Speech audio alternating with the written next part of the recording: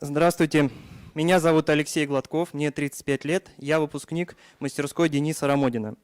Будучи инженером по первому образованию и экономистом по второму, я всю свою жизнь совмещал работу в серьезных организациях, таких как Российская академия наук или Дочернее общество Газпрома, со стремлением к творчеству. Именно это побудило меня получить дополнительную специальность преподавателя русского языка как иностранного. И на протяжении нескольких лет я преподавал русский язык в Сербии на сербском, в основном в Белграде. Также занимался русско-сербскими связями, что продолжаю делать и по сей день.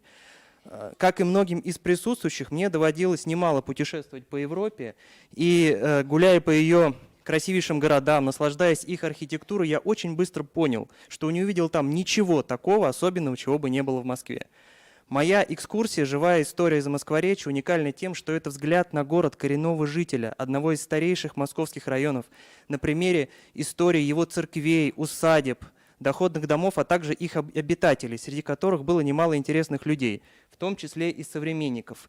Цель моей экскурсии – вдохновить вас на изучение старой Москвы, а также поделиться ее собственным восприятием, как огромного пространства архитектурных шедевров и невыдуманных историй. Мы встретимся возле вестибюля станции метро Новокузнецкая. Там же будет конечная точка нашего маршрута. Мы погуляем по улицам Пятницкая, Большая Ордынка и по переулкам Замоскворечья, которая является настоящим сокровищем, истинным хранителем архитектурных шедевров и наполненным духом истории. Этот район поражает своим многообразием. Я хочу сказать, что Замоскворечье – это то место, где хранится, где прячется настоящая, живая, искренняя Москва.